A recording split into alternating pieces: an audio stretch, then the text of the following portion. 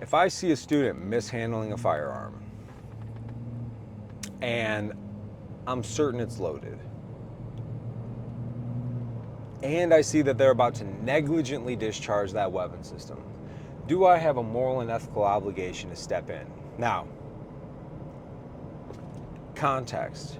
That weapon is pointing in a safe direction, and this person is not currently at harm of hurting themselves, nor does the sequence of action that they are about to enact upon call for them to put themselves in a situation to where they will be hurt if and when was about to happen, this weapon negligently does discharge. Here's the thing about this for all of the firearms trainers out there. I expect you to say yes. Step in. Do whatever. And I don't expect you to understand me and my why. I don't expect you to understand why I would let him negligently discharge that weapon system in a safe direction where he is not at risk of hurting himself or others, because your life has been lived on a level, a plane of existence when it comes to this stuff and probably a lot of other things that is so benign. You've never had to literally train a partner force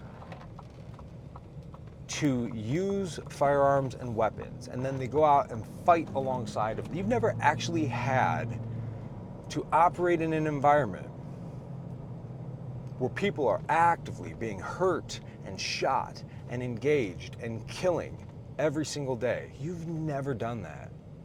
And if you have, and you still say yes, you haven't done it to the level that I have. I don't expect you to ever understand anything that I do out on my gun range with my students and my people, because I am operating in a different dimension compared to 99% of you all. And this is the sanity check that somebody like myself uses. I find other people of a similar background or of a background that I have an even higher and greater respect for, and I ask them their perspective or their take on said situation. And so here's the story behind that. I'm a former MARSOC Marine, deployed a lot of times, done this a lot of times. I'm sitting at a table with two other buddies who are from SEAL Team 6 and another guy who is a very high level weapons expert, another guy who is experienced SWAT law enforcement, and another guy who I still don't even really know that dude's background entirely. And I present them with the same situation that I was presented with, the one I just described to you. Everybody unanimously at the table agreed I was in the right. So don't take my training. Whatever, I don't care. Go take training from somebody else who's operating at a level and a plane of existence where their firearms experience and their understanding for transferring knowledge is so limited to the minuscule life experiences that they've had. That's your call.